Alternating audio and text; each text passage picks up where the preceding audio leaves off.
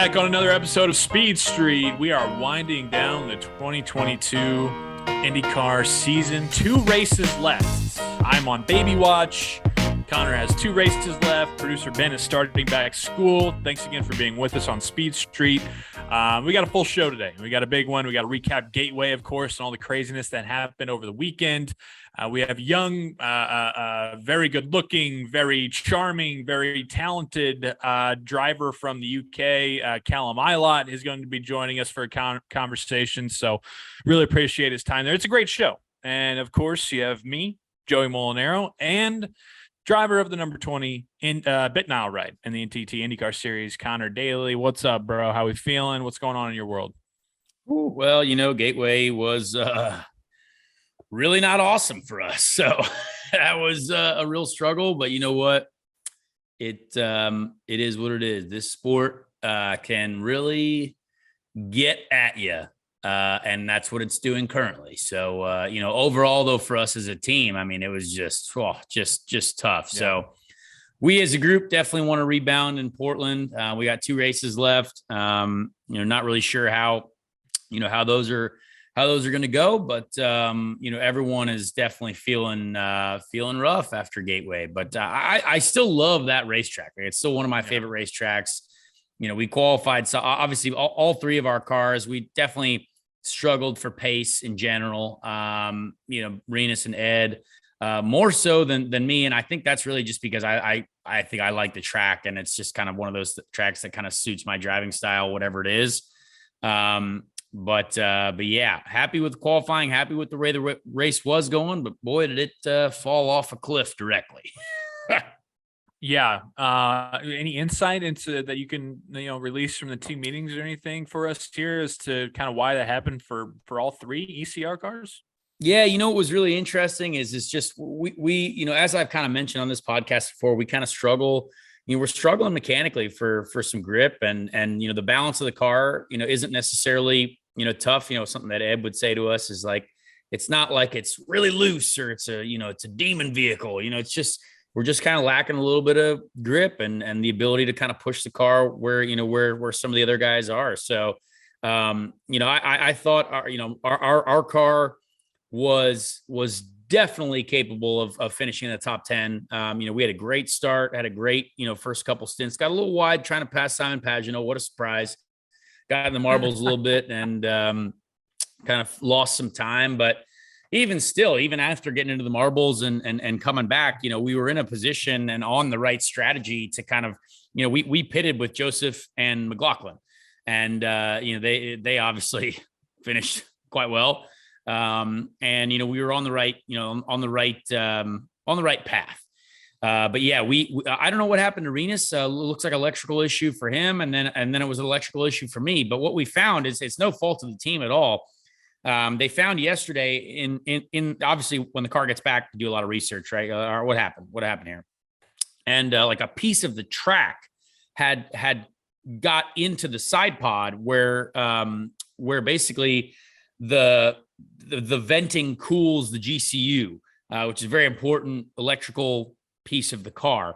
And so there was basically a giant piece of concrete or the track that had then acquired more and more rubber. There's a lot of rubber buildup at Gateway. A lot of tire rubber comes off the tire, and it's just small. But when you look at the track after 50, 60 laps, you'll see how many small pieces of rubber in there, and all that rubber then basically started to coagulate and overheat pieces in our car, which meant that when the GCU overheats, I was not able to shift, and so shifting was then impossible.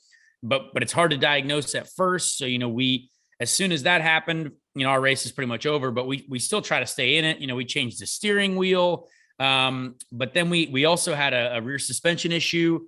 We had something fail on the right rear suspension, which actually the odd part about that is if we didn't have the electrical failure or the electrical issue because of the rubber, I probably would have had a big crash because we caught the rear suspension early enough to where when we pitted to change the steering wheel, we were also able to identify the suspension and kind of fix what was going on there. So There were some positives to even, even though it being, a very, very not great night for us.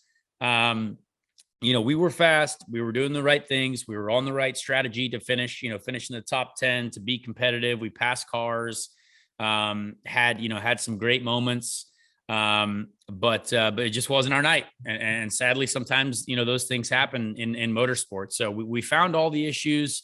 Again, it was something that after the red flag, we wanted to just get out there and make up time, and just basically no one crashed. So we couldn't make up any positions after that. So there was still 40 laps left when we went green, and we were thinking, all right, maybe if a couple people take each other out here, we get a couple positions. Sure enough, everyone raced pretty respectfully. And we were just kind of stuck where we were. So we figured it all out, though. We kind of know what was happening. And it was tough for us as a team. It was sad to see, when all three cars are stuck there in the 20 position finishings. It's tough, but we know what happened, and we know hopefully what we can do next year to be better. Yeah, man. I mean, not only that, but then you look at the weather situation. I mean, I wanted to ask you about the craziness of, while you're trying to race and strategize there, you're looking at the rain, you're looking at the weather radar. You got to keep up to date there. Scotty Mack is leading. You go red flag. Are we going to get this thing in or not? Then all of a sudden you said you go green after an hour and a half. What was it, 2 hours? I mean, it was quite a while, and they put you guys back out there. I mean, what's going on for the teams? What's going on for you guys, the drivers, in a weather delay like that? I mean, we had it in Nashville, right, 2 weeks ago, but that was before, and then you got the whole thing in, and then now we have this little delay right in between, and go back out and finish it off. So in that break, what's going on? How did that affect the last 40 laps once it went green for you guys? Yeah, very strange to kind of get into a weather delay like that, especially because, when the rain was coming, that's when our car, we actually pitted in basically to time the rain. We were like, all right, we're going to pit now with a couple of these guys to hopefully time it correctly for the rain, to where we kind of cycle forward if it does rain and the rain gets and the race gets stopped. But yeah, as my car was starting to have its issues, the rain hadn't quite started yet. So we stayed on track probably a few more laps than we really, I guess, should have or could have, but we were kind of anticipating the rain. And sure enough, we had to pit and start fixing things, before the rain came, and then it started pouring down. So it's definitely odd as a driver to have to get out, especially with only one stint left. You only have 44 laps left, or however many laps there were left. And the track changes as well. When it rains as much as it did, and it goes through a drying process, the track changes. The car was definitely a different balance, certainly for me, pre-rain and post-rain. And it was the same for Joseph and Scott McLaughlin as well. Scott McLaughlin, there was a couple different comments about how he thought his car was much more loose after the rain. And it was the same for me as well. Mine was definitely a bit more free on entry than it had been before the rain, when the rubber had gone down on the track. So yeah, the rain changes a lot of things. It might help some people, it might hurt some people. But it clearly didn't hurt Joseph at all. And it definitely didn't hurt David Malukas, because he was out there flying around that track like something fierce. So it was a really interesting race overall. And I mean, from a perspective of watching it, Joey, did you think it was a good race? What was the product like? Because obviously I haven't watched it yet, and I want to know what you thought it looked like on the television. Yeah, I mean, I think at the beginning, right, you had Felix just absolutely putting on the burners and passing like 13 people, right, in like the first 2-3 laps. Which is interesting, though. I think that's a jump start. I'm not gonna lie, okay. Great timing from Felix, but right. I'm very curious to ask at the next drivers meeting, hey, if you pass 4 rows of cars before you get to the start finish line, is that a jump start or not? Right. No, I mean, so that was certainly all the talk, and you had like, oh wow, this guy is really, like you said, he's jumping up pretty quick, right? But then after a while, when you guys settled into a groove, it was just, you guys are just kind of spinning laps from a view. I mean, in my perspective, right? I mean, it was just kind of like, all right, this is good. Jack goes into the wall, you yellow it. You bunch back up a little bit. Pato made some nice moves up there, some nice passes. But really, I mean, it was not one of the more entertaining races, in my opinion. I was watching it, and I was in there, and I was over at the in-laws and having some wine and, doing the thing. And, but it was, no, it definitely wasn't one where I was kind of on the edge of my seat as we've had here over the summer. Yeah. I think what's interesting about that is like kind of what we're, we talk about it a little bit in our interview with Callum. But we need more downforce, I think, for that race in particular. And I think we need more downforce for the Indy 500. I think we need more downforce for Texas. I think we need more downforce for Iowa. Iowa's a pretty good race, and I think some people wouldn't argue that we need more.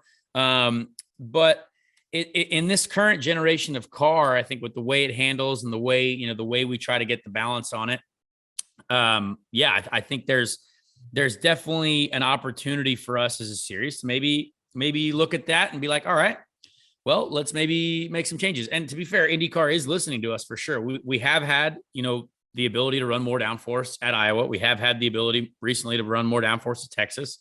And so I think we are going the right way on that. So hopefully, I mean, Gateway is one of those races that you're never going to have side-by-side racing through, full laps. You're not going to have two cars running side-by-side, multiple laps in a row. We're not looking to do that. I would say just maybe more opportunities for cars to challenge other cars. And that's what I think, that's what the fans want. I mean, ratings wise, I think that's what everyone wants, but I mean, to be fair, did not terrible ratings for us, I guess. I mean, there was, we got to the magic $500,000, not $500,000, 500,000 people. I wish we made $500,000 at Gateway.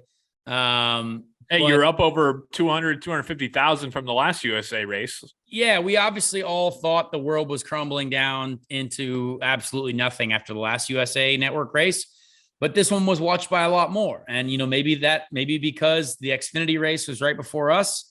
That always Saturday helps. night.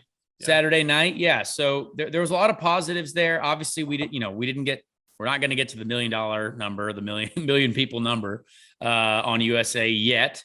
But it is possible. We see NASCAR doing it. And it is possible to get motorsport fans to turn into USA Network. So I think that was a positive. But yeah, when it comes to the racing, I think there was some good moments. I think there were a lot less accidents than I expected as well. Yeah, it was a pretty clean race overall. Yeah, I want to ask you about two guys. Both of them were on the podium. David Malukas has been the darling all week so far, all weekend. He finished a hell of a race. His post-race interview was great. Oh my God, there's two Penske's, right? He's this 20-year-old kid out there, just literally balls to the wall on the final lap, passing Scotty, going up towards Joseph. I mean, what do you think about David Malukas? What do you think the future looks like for him? It's a great question. I mean, I think without a doubt, they've had quite a strong second half of the year. I mean, the coin team in general as well. You got to look that, Takuma Sato's there as well, right? And Takuma's been fast at several places. He's got a lot of experience. He brings a lot of experience from, big teams there, Ray Hall and Andretti. I think when the driver has the tools to do the work, it all works together very well. So clearly those guys, and I know a lot of those guys at that team, that was where I spent my rookie year, right? Like now both David Malukas and I have second place finishes with coin in our rookie year. It's a great place to be a rookie. And I'm sure Dale, the only issue is that now I'm sure David Malukas is probably going to, be sought after for the 10 car or any big team is going to be trying to give him a call. But what's interesting is like, if not, well, guess what? You have a great spot there at coin. Like they've been so strong this year. why wouldn't they be even better next year? You know what I mean? When they come back with more and more experience. So it's something that I. So do you think, can this happen in racing where like, could he make a jump too soon? Right? Like could it be too early for the 10 ride, for a spot at Penske, or is it when you get that opportunity in his shoes, you go for it? I don't think it's too soon. Yeah. I think when you have a year of IndyCar under your belt, it's definitely fine. I think we've seen, you know, the kind of the mold, I think in general was Joseph Newgarden's, you know, journey, right? You had a 3-year deal right out the gate with a, you know, smaller team. You know, it was you know, Sarah Fisher's team, that Ed Carpenter's team. But after that, it was like, all right, straight to Penske, straight to winning races and championships. You know what I mean? So like there's that. And then there's, you know, spending a rookie year with a great team like Coyne, really smart young people there, a lot of experienced people as well, Dale being one of them. But I think, you know, David has also not crashed a lot. You know what I mean? He's not written the car off a bunch. You know what I mean? He's making good decisions. And those are all things that big teams pay attention to. So very, very curious to see, you know, how the next 2-3 months play out, right? Or maybe it'll be even sooner than that, because the season ends in a few weeks. So I think if he gets that opportunity, I think he'll be ready for it. But you know, what's really interesting is, you know, when Grosjean left Coyne, I think a lot of the times he was like, I don't know why I left. You know what I mean? Like he almost, I think, had a much more competitive full season at Coyne than he has at Andretti. So it's a really interesting kind of career move that, like, right now, Coyne is not a bad team by any means. And I still know a lot of they're putting out fast cars and they're calling great races, and they've got a lot of great core people there. And I think that team deserves more respect, honestly. Yeah, no, they've had a strong 2022 for sure. And Malukas is coming on hot as of late. He was running in top 5 in Nashville, podium at Gateway. But then that brings me to the next guy I want to ask you about. And he's a guy who finished first for the 5th time in 2022, Joseph Newgarden. I was having this conversation over text with a few of my buddies who are race fans, and we were talking about Joseph Newgarden and the career that he's had so far, right? 2 championships, could very well be on his way to a 3rd. Winning races all the time. But the big elephant in the resume is he hasn't drank the milk, right? Do we look at him like, I kind of look at him right now as almost like John Elway of IndyCar, right? John Elway had an illustrious career, was an all-timer, but it took him to the last 2 years of his career to win the Super Bowl finally. Like, how much do you think that, I mean, I know it has to play a lot in Joseph's mind, but like, are we going to get to the point to where, okay, let's say he's 34, 35. He's got 4, maybe 5 IndyCar championships, but he still hasn't gotten his face on the Borg Warner. What are your thoughts there? Yeah, it's a really interesting thing to talk about in general. I was literally in a group chat this morning talking about how this championship, if Scott Dixon doesn't speed in pit lane, Scott Dixon wins the Indy 500, and Scott Dixon is leading the championship by a country mile, right? Like, Scott is in the hunt, and he pretty much gave up the Indy 500. Like, Scott was going to win the 500, like, no doubt about it. Yeah. And that is really interesting to think about. And then I had someone else send a message, a listener to the show, appreciate it, by the way, but and I did not know this was a thing, but there hasn't been an Indy 500 winner to win the championship since 2010, which is like a wild, like, it's a wild thing to think about. Because Dario won in 2010, won the championship. And I don't think there's an argument. It's not like the people that won the Indy 500 were a bunch of flukes. You know what I mean? They're all in the hunt. You know, it's like, Joseph has been, Will Power won the 500. He's also finished second in the championship several times. You know what I mean? So And, when Ryan won the 500, that was not the year when he won the championship. So a lot of the guys that do have Indy 500 wins also have championships, just not in the same year. So yeah, it's a very interesting topic. And I don't necessarily have a great answer for it. It's like, I think the answer for it is, well, IndyCar is hard. And the Indy 500 is super hard. Yeah, exactly. Like winning one race doesn't mean you have it all locked up. You know what I mean? So, and again, we see this year, Marcus Ericsson, Indy 500 winner, he's in the championship fight. You know what I mean? And so is Pato O'Ward, who also had a strong Indy 500. So is Scott Dixon, who didn't have a strong Indy 500, but he's been wildly consistent the rest of the year. So there's a lot of interesting things about this battle. There's a lot of interesting, ways that it could still play out in two races. Because my gosh, you have one thing go wrong and things are just completely out of place. But for some reason in IndyCar, for these, the top 4 or 5 in the championship, no matter what happens, they always seem to, even if they're in first lap accidents or whatever it is, they always seem to end up in the top 5 or top 10 again somehow. You know what I mean? So the powerhouse teams, which are obviously all competing for the championship, you got Ganassi and Penske. Those operations are always going to get their guys to the front no matter what it takes, and that's what you got to do to win a championship. Yeah, we were talking about it, and obviously Joseph Newgarden is really an all-timer. I mean, he's on the pace to be an all-timer. He just is absolutely great out there. But it is interesting. That 500 still hangs over the head, right? It's still that kind of looming, because I know there's some old heads, I'm sure, because I fired out a tweet that was like, hey, we're watching greatness here, man. I mean, 5 wins in 1 year, like it's just what Joseph does. And I'm sure there's some older heads that are just like, yeah, he still doesn't want a 500 though. And it's like, okay, that's fair. I mean, he still has plenty of time to do so. But it's just that little caveat that's just hanging in there, Yeah, and the interesting thing is he hasn't really even been in contention to win a 500. Right. Like he hasn't even been like, getting past on the last lap for the win, you know what I mean? And I find that absolutely fascinating, but in general, it's not just a him thing as well. I think Penske as a team definitely struggled this year in particular at the 500.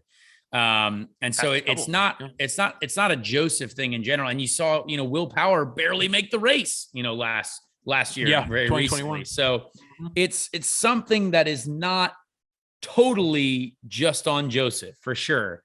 No doubt. But it is fascinating because at several races, a lot of us in the paddock are like, just hand Joseph the trophy already. Like we don't even need to race. Like Joseph's going to win. Like, and he's in a different stratosphere at times, with that Penske crew. And what's interesting as well is like I restarted right behind Joseph after, before the rain was coming, restarted right behind Joseph. And I was like, all right, let's, Joseph's going to be on the hunt here, but Joseph's also, he's a respectful racer. He's a good racer. We went side by side into one. He made the right lane choice call. He goes to the outside and that guy's gone. Like from then on, he passed like 3 guys right out the gate.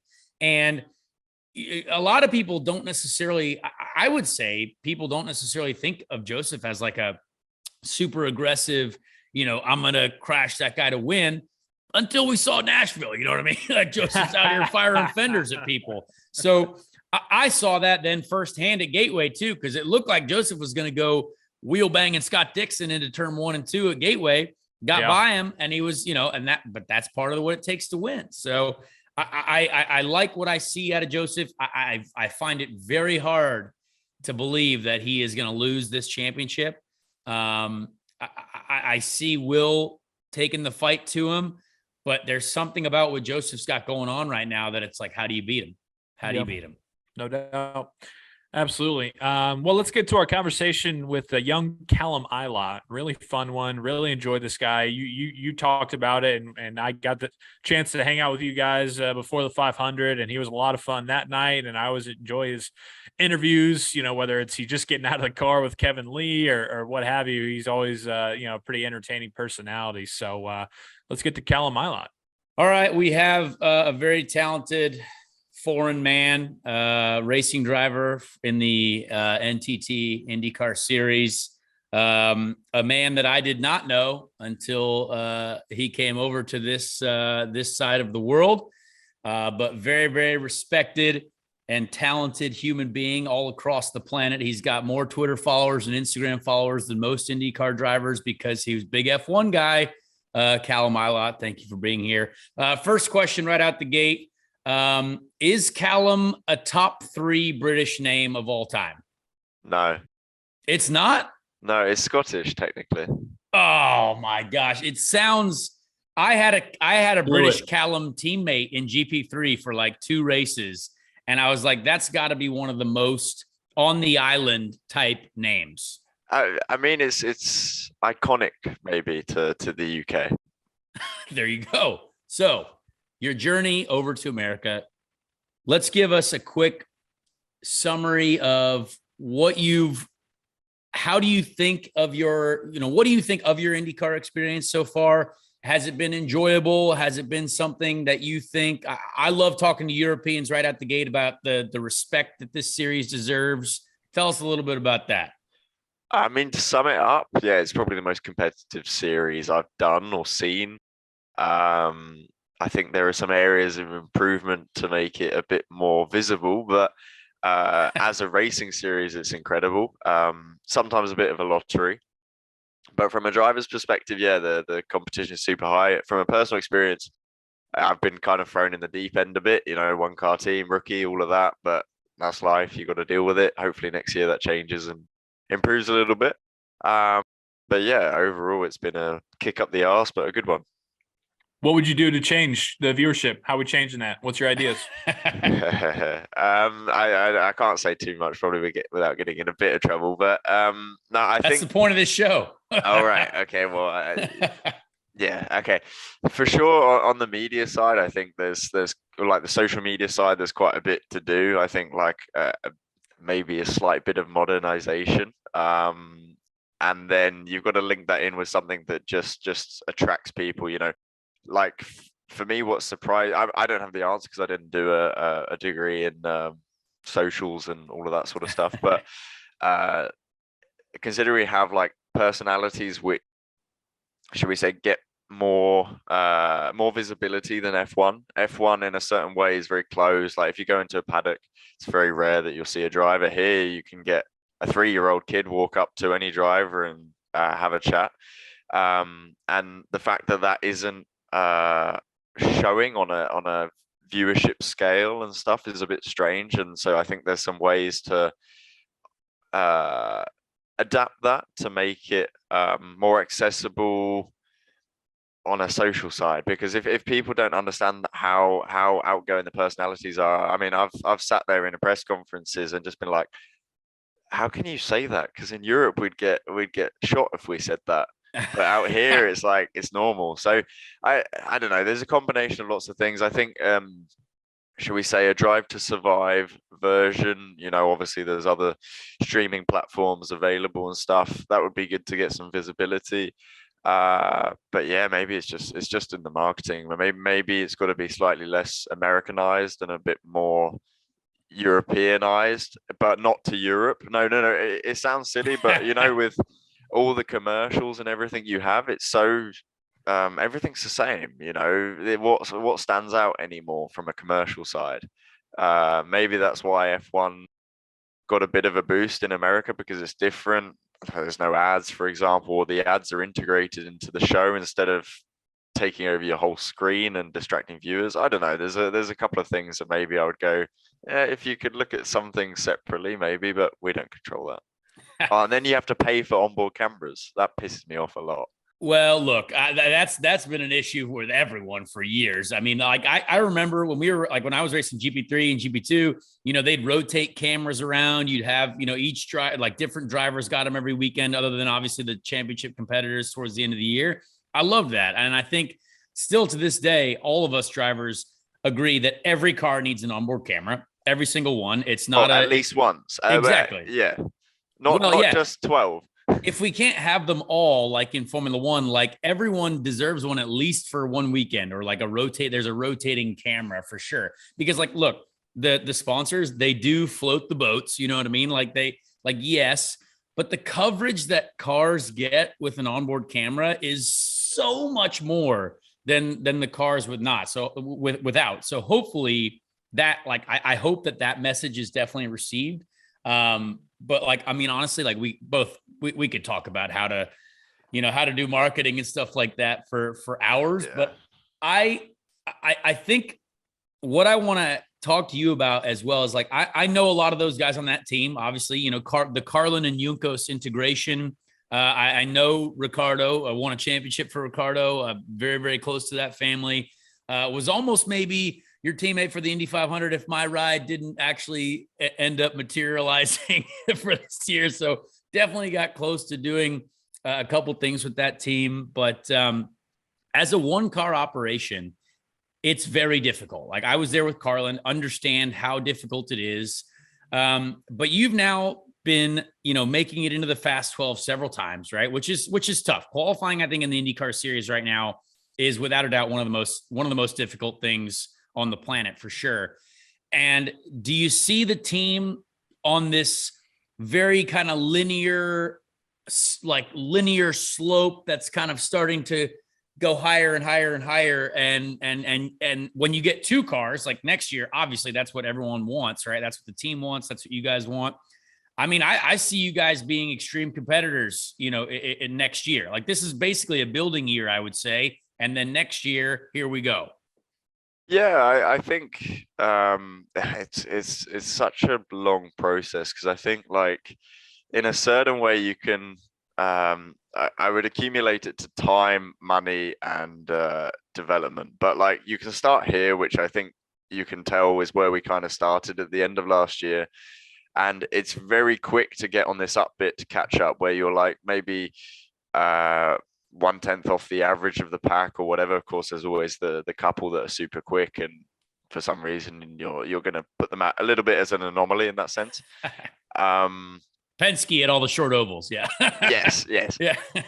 But that last little bit is the hardest one, and getting that consistently. And I think we can do it. Obviously the standard package itself, when everything's going right, it's a top 12 car. Like, even on the short ovals, Iowa and Gateway, the speed wasn't bad in the races. Of course, qualies we need to improve a little bit, but I think, like, with the development that we'll have and the time, obviously the second car helps, but it's too late by that point because all the development's been done over the winter.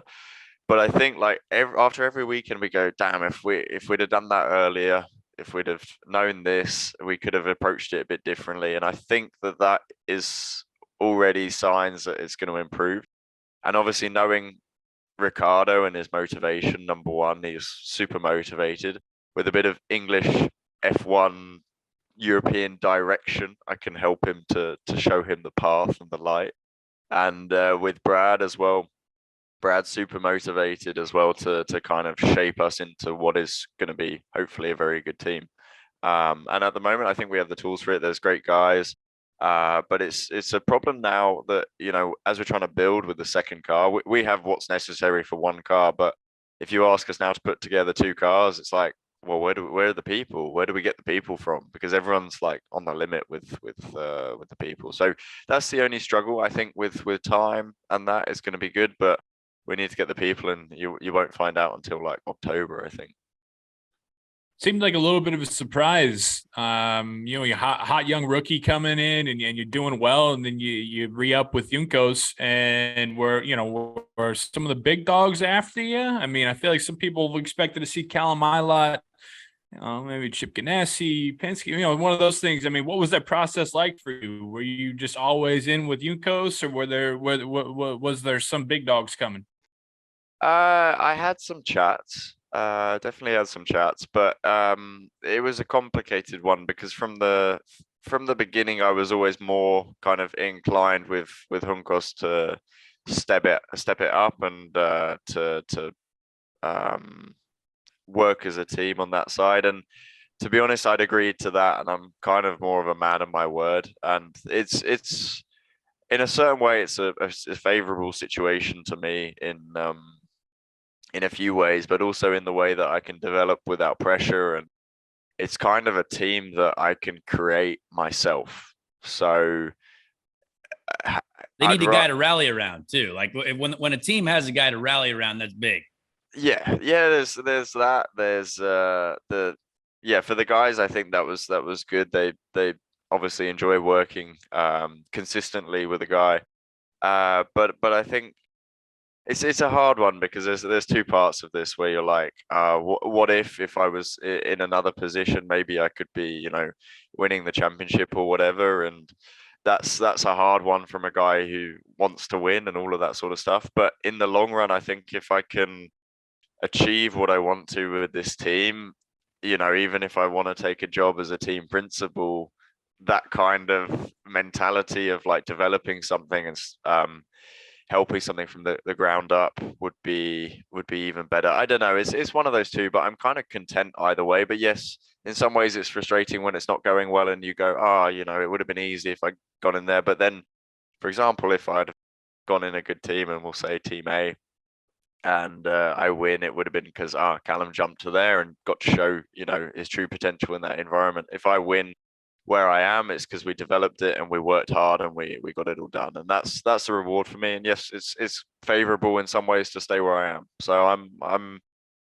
it's a tough one, but it's good to work with the guys you've got. And at the end of the day, I'm here for a long career, not a short good one like some others.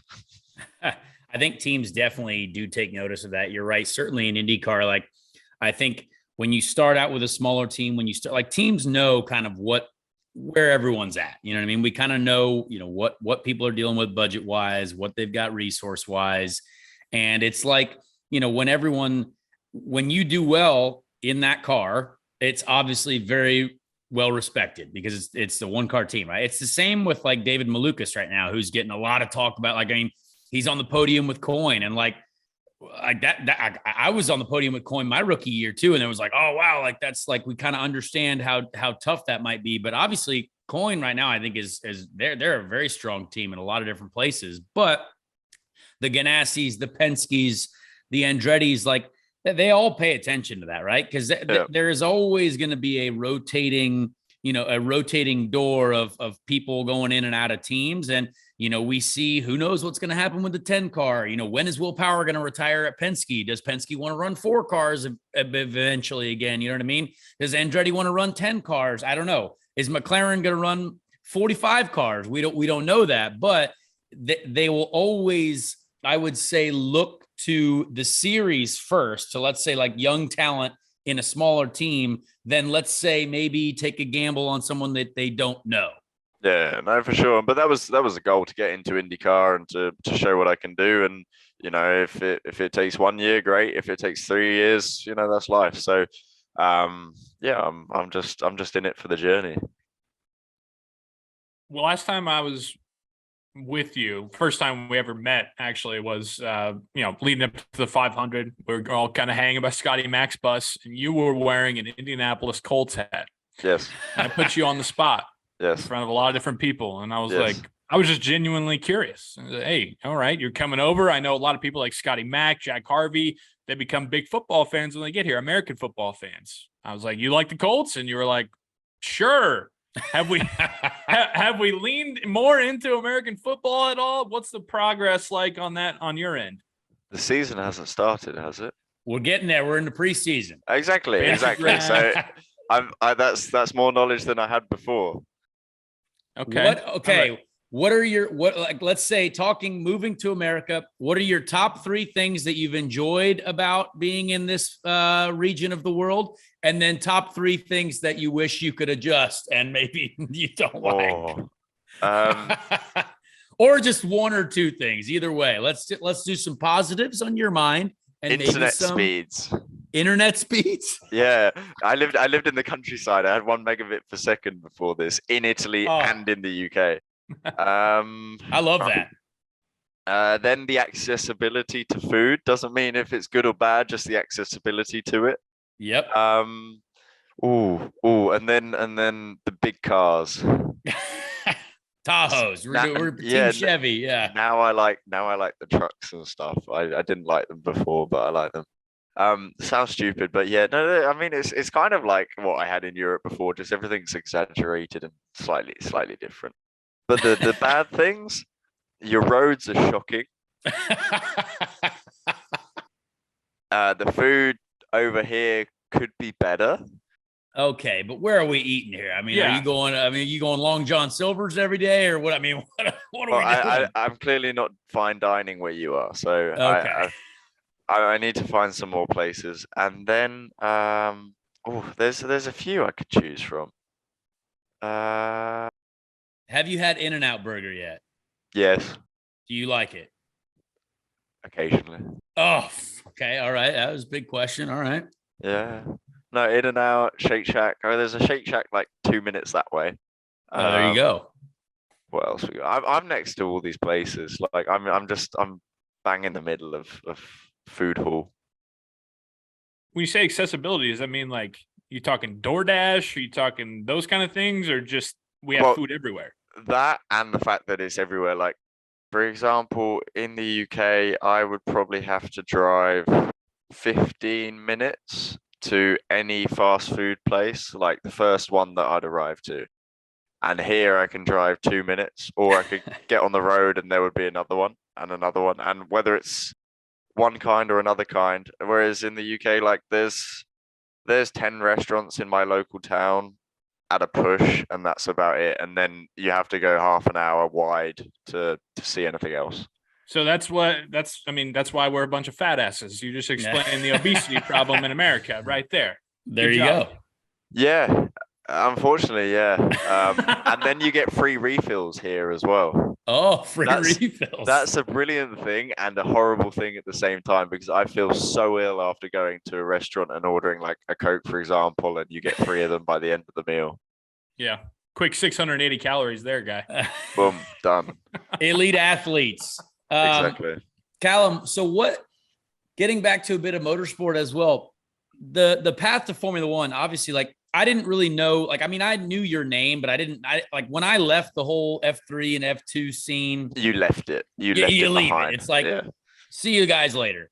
But you kind of pay attention, and obviously you had some success there and you were part of the Ferrari program. I don't know whether to word this, like, was it a disappointment for you to have to go this way? Because like a lot of Europeans, I would say, since they don't necessarily respect IndyCar as much as I think they should sometimes, they kind of see it like, oh, well, we had to go IndyCar racing. Or, I mean, everyone wants to be Formula One. Like I tried to do it as well. Like we all love that idea. It's great. But realistically, we also want to make money driving race cars. You know what I mean? And like we want to make a living doing that. So like, obviously you were very, very close. And I think people probably don't realize how close you were to being in a Formula One race seat, whether that was with whatever Ferrari power team, there might have been. But what was that experience like, kind of shifting a mindset or kind of accepting, all right, you know what? I'm going to go try to be the best I can be over here. There's two things to this. So there's one is like the F1. So there's like a heartbreak of, not happening, which was tough to accept, but obviously I had it kind of 2 years. First was 2020 into 21 and then 21 into 22. But at that, no, wait, 20, yeah. But at that stage, once that was done, it's like, okay, well, what are my options? What do I see? And so there was the hypercar stuff, but I'd have to wait an extra year, and it wasn't sure if you'd still get the seat or not. There's Formula E, but that wasn't really my cup of tea, as I say. Otherwise, you were left with IndyCar, and I was looking at it, and what was great was obviously Roman had gone here, Felix had gone previous years before, Marcus as well. And you kind of had a benchmark for like, oh, what do these guys say about it? Because otherwise, this is another thing, like from Europe, you could read motorsport.com or the race or whatever to give you the information of the results, but you wouldn't really get an idea of someone's personal thing unless you looked in depth. And seeing Roman and the enthusiasm, we have the same manager, by the way, so I got a lot of understanding and feedback from him. And hearing him go like, you know what, in 1 year, I've enjoyed more than 5 years of F1. And okay, that's coming from someone who's done F1 and done it for many, many years. But the attitude changed, and I was like, okay, so there's something that maybe I can enjoy there, because it's an unknown coming from the UK, like, or Europe. You look at it and you go, you got the Indy 500, which I would say, like, 2 years ago, I thought you were all fucking idiots to do this.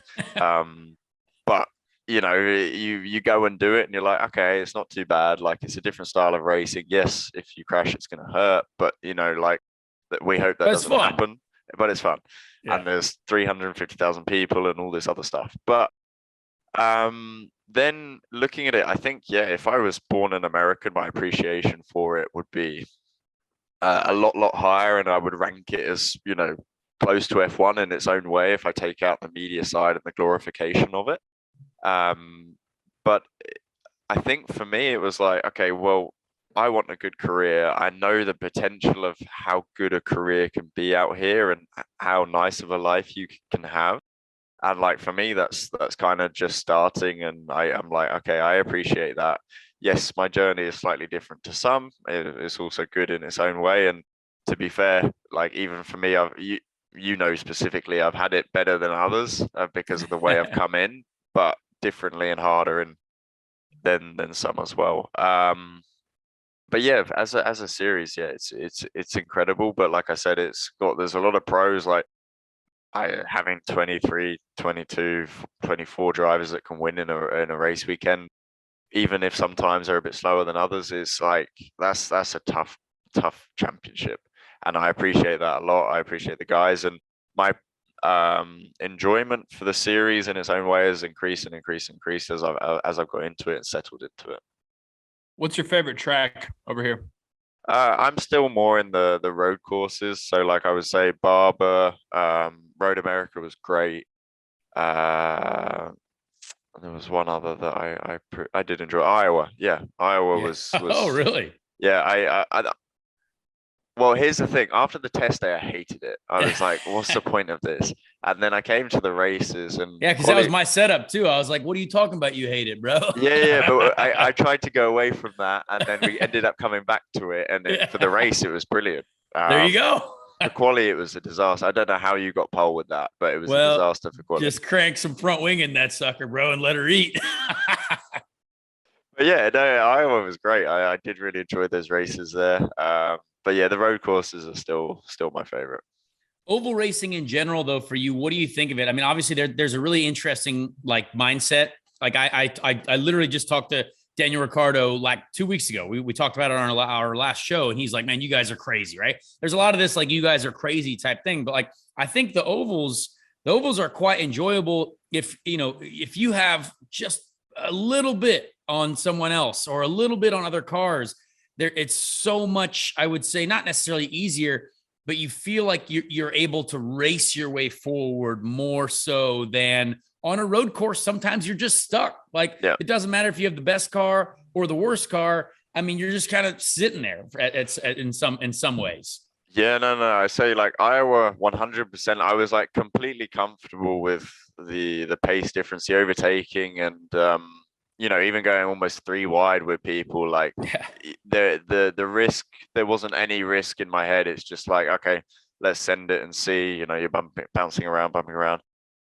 Gateway was similar in a certain way, but just harder to overtake. So you would kind of try and do it in 1 and 2. Otherwise, you were just careful. And I've learned now how to understand where I've got to be careful and where not, because before you didn't really understand how everyone was lifting and getting the rhythm and all of that. The stupid Europeans not understanding the oval racing. But the speedway stuff still, like, I have to get my head around it, because for me it was like a game of chicken. You go into the corner, like take Indy for example, you would tow up, they'd cover the inside, and then you'd be forced half a car in front on the outside, and it's just whoever lifts later. And you kind of want to put the pressure, but if you close off and they don't back off, you're both in the wall, and you're probably going to be the one worse off. If you don't give them enough space and they have a little wiggle, you're in the wall. It's you've got to have full trust of the guy on the inside of you, and you've got to have full concentration on where you're going without looking in your mirrors and trusting the spotter and everything. And that one for me is quite a bit of a mentality changed, because when you go for a move on a road course, you send it down the outside, you hope the fucker doesn't hit you, and you get on with life. There, you're praying to God that when you're side by side, that nothing's going wrong. And I'm sure when you get to your experience on that, you can just put the car there and know that if the guy's good, nothing's going to happen. But for me, not knowing who I'm around and who does what, I was like, man, I wouldn't trust myself in that position. So why would I trust this fucker? So in your situation, when it comes to Indy and the 500, it seems like it's almost, I mean, it seems like almost like not enjoyable in a way, because you just haven't had the experience there yet. You're kind of on pins and needles a little bit, whereas someone like, Conor and a lot of other guys in the series have had a bunch of experience there. Is that kind of how it feels for you? Are you still psyched about the 500 because of everything around it? Or are you just kind of like, man, this is rough? I mean, the show is amazing. Like, nothing compares to that. The racing itself, it's more that it's just it's a completely different style. Imagine, like, every time you want to come forward, or even every time you're getting overtaken, you're like, oh fuck, if this goes wrong, this goes wrong. But without necessarily saying that, you're just like a subconscious thought. Yeah, you've got to be aware. And yeah. I mean, at the end of the day, I hit the wall and broke my hand, and that was a consequence of having a little mistake there, a little wiggle, and you're gone.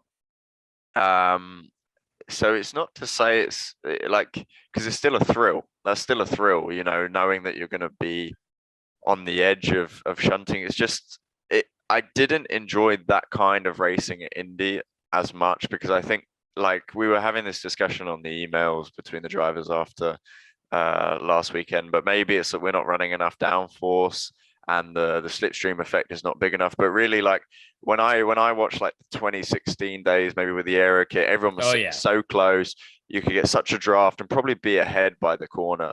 And that kind of racing, I would say, was slightly easier, but also a lot more difficult in its own way. But this right now, it's like, I don't know if Conor's the same, but to do an overtake, if you're third in line to do an overtake, it's not happening. You're side by side, and you've got to hope that guy lifts out. Yeah, it's tough for sure. Right now, like, a lot of the drivers we've been talking about, okay, how do we, like Gateway, for example, the most recent discussion, we've been like, all right, how do we make the racing better here? Most of the drivers, if not all, were like, we need more downforce. And I think it's the same at Indy. We still need more downforce, the ability to close up better, the ability to tow the car in front of you better. We need to make the racing better. And there was a lot of us for a long time who were like, oh, we need less downforce because either we're going to race too close, or it's going to be, too dangerous, or whatever it is. It's like, I'm sorry, but no, like, the cars are really safe now. And like, you mentioned crashing though as well, Callum. I crashed my rookie year at Indy as well, but it's part of the game, right? Like, I think everyone crashes at Indy at some point. There's two types of drivers. Exactly. The ones that have crashed at Indy and the ones that are going to crash at Indy. Exactly. And like, I'll never forget, because Rossi for so many years drove around there, never crashed. And then at one year he finally did. And like, he's been really good there ever since. Again, like, it's one of those things where it's like, look, it'll happen to everyone. It happened to Grosjean. It's going to happen to people. But it also, I think, then puts it into perspective. Okay, it takes a little bit of the question mark of like, what does that feel like, out of your mind? You know what I mean? It's like, all right, well, I did it. You might have broken some things, which is a shame, and it might have prevented you from being at the after party. No big deal.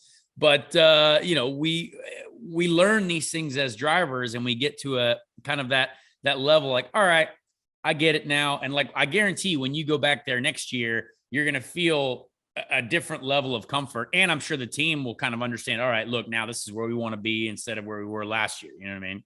Yeah, no, for sure. I mean, and there's like when you have a bad day on an oval, like I had this on the Friday of Gateway, it's so super uncomfortable. You kind of go out and you do 1 lap, 2 laps, and you're like, no, it doesn't feel right. And you come back in. And with every time that you do that, and I think I came in 10 times in a session where it's just like, no, it doesn't feel right. I'm not happy. And everyone gets you a little bit more where you're like, fuck's sake, I just want to feel a little bit of comfort and a little bit of stability from like the rear and predictability.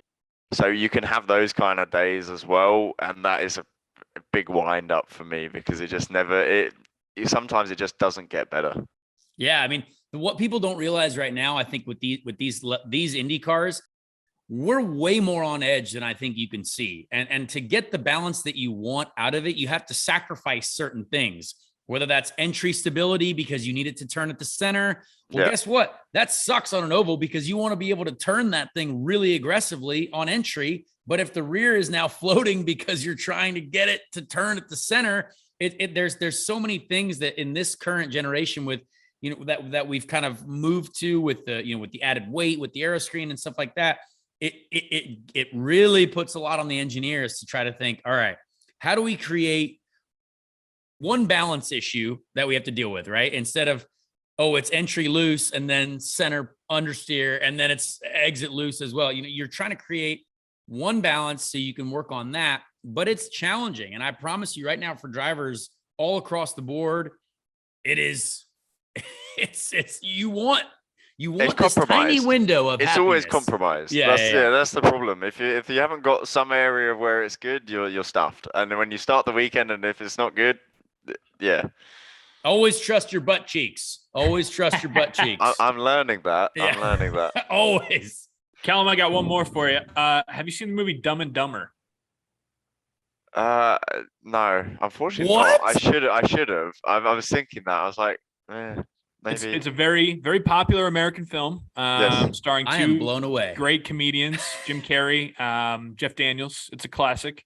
But in that movie, there's a scene where Jim Carrey, he says, "I like it a lot." And he says, "I like it a lot." Now, with your name, all right, I feel like there's some marketing opportunity there. Maybe a T-shirt, maybe a hashtag. You calling me dumb? No. I'm saying instead of "I like it a lot," like he says, sorry. No, I like it a lot. Okay, I like it. Boom. Hashtag "I like it a lot" or shirt. I'd rock. Hey man, I'm just saying. Who does your merchandise, Mr. Daly? Oh well, we have in Indianapolis. Well, we have this Dirty Mo Media merch, but we also have who does my merch? I don't know. Oh wait, the shop in Indy. Yeah, they're great. Shop Indy's good. Obvious Shirts does mine. I could see him putting out one that says "I like it a lot." Is that worth a conversation? Is that? Think on it, dude. It's all about dominating the merch game. You can make a solid several $100 doing merch in IndyCar. It's definitely not. Someone told me a story recently, and this will frustrate you like crazy. But someone told me a story just not 2 days ago that Jeff Gordon, his check for merch only in the peak of his NASCAR career, $50 million. It's just for merch. And so we're doing it wrong. I can promise you that. I know the figures of a certain F1 driver, and it is incredible. Which one? Does he drive for Red Bull? It's incredible. But okay, that doesn't surprise me. What year would that have been with Jeff Gordon? Oh, I don't know. It's got to be late 90s, mid 90s. 96. Yeah, something like that. But that's a lot of money. Actually, no, maybe even like mid 2000s. I'll have to get some. You take it with today's that. economics, that's probably like 120 mil. Yeah. Yeah, modern economics. Wow. Callum, I appreciate you doing this. I think you're a very humorous individual. And honestly, thank you. If you don't follow Callum on the Twitters and the Instagrams, you should, because he's dropping some fire tweets recently. And I really respect it. And keep your personality flying at these people, because we need that. We need honest tweets. We need honest Instagrams. We need honesty. That's what this podcast is for. That's why most of everyone at IndyCar hates me. But I will keep doing this because we're trying to generate some heat for the series. I think they're starting to hate me as well. And maybe it's a common thing. I don't know. Well, no one hates winners, so we just got to get that. We got to get wins. And then That's we'll be great. fine. Give me 4 years. I'll be there. Thanks, Callum. See you, buddy. Thanks, guys. Enjoy. Well, awesome interview there with Callum. I like that guy a lot. He's come out for dinners with me and my friends. My boys Steven and Deepu. We definitely have entertained Callum on a couple different nights out in Indianapolis, trying to show him the city. And I respect what that guy's doing. I really like that team that he's with. Ricardo Juncos, a lot of the Carlin guys that I was with over the last couple of years. Just a great group of people. And as he mentioned, Ricardo has a ton of passion for this sport and being competitive in this sport. And I can see them being a strong 2-car team in the future for sure. If not more in the coming years. So really, really cool there. I think one thing that I want to get to as well before we wrap everything up, but the NASCAR race at Watkins Glen, I think was very interesting.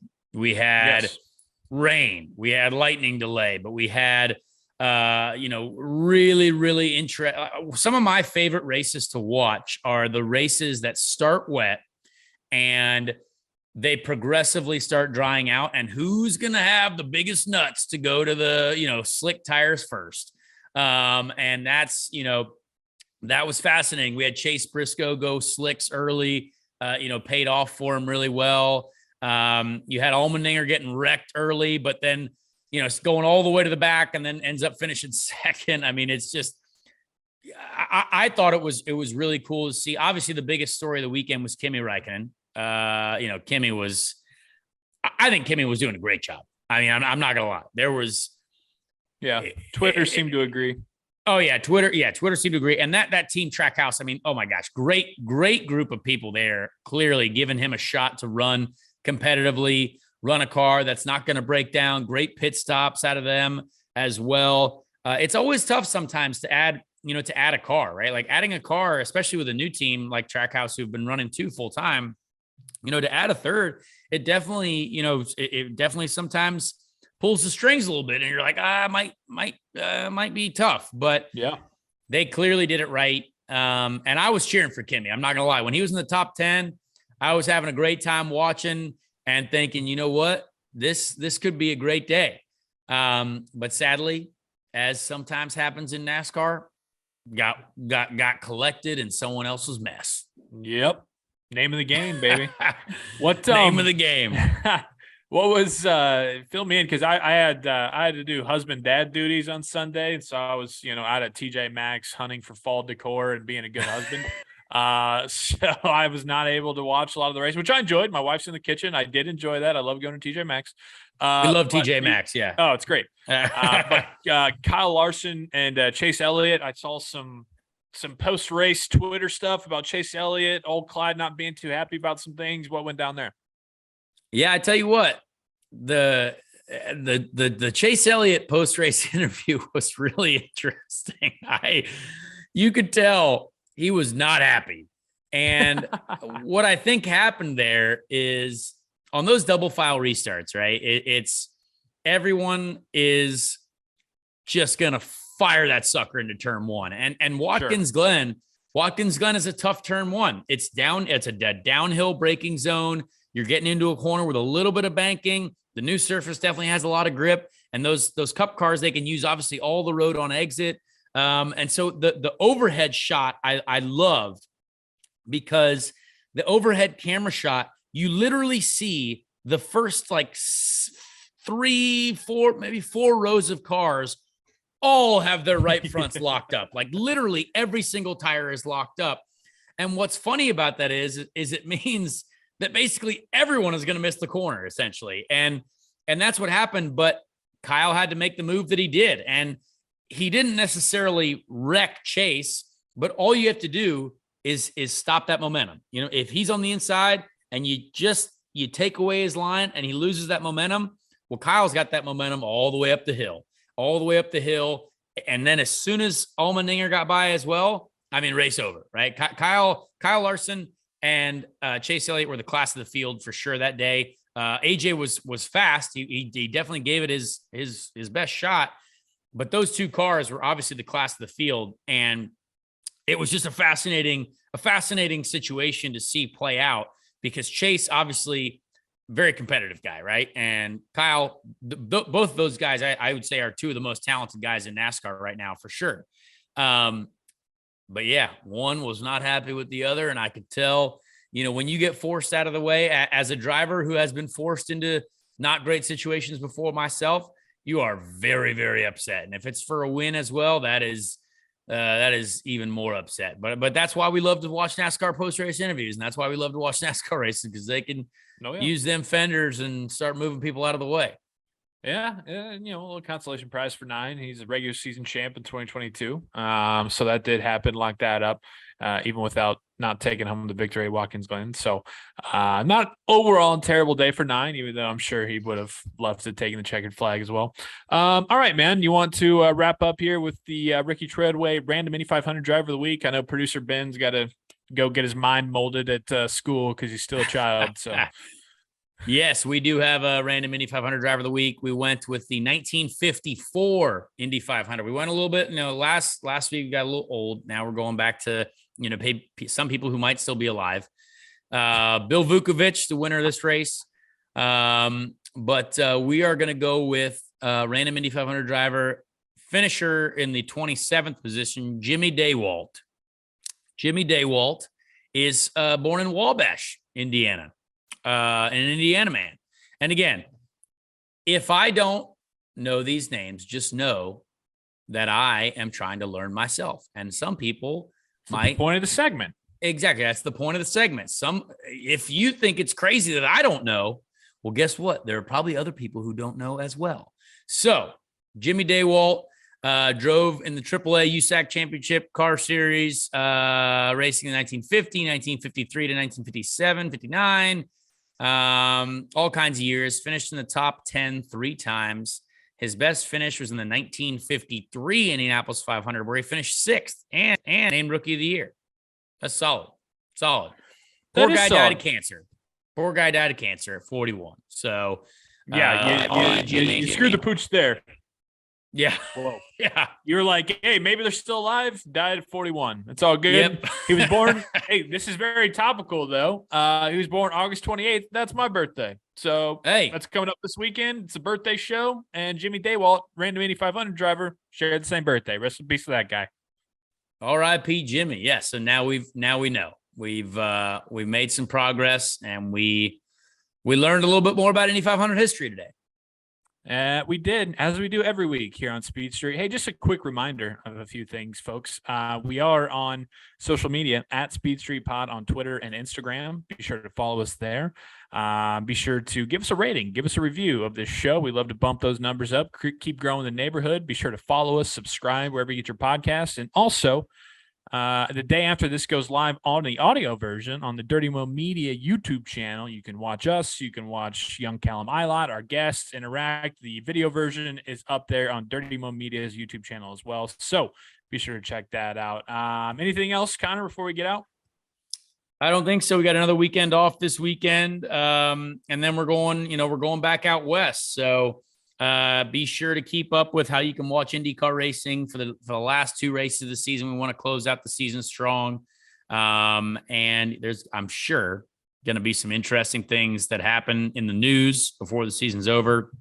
I'm sure there's going to be interesting things happening all across the board. So I'm excited for the championship fight. I'm excited to have 2 strong races ourselves, hopefully. And yeah, we'll see what happens. Definitely. It's always wild going out to Portland. 2 races left, and we will get you set for it next week on Speed Street.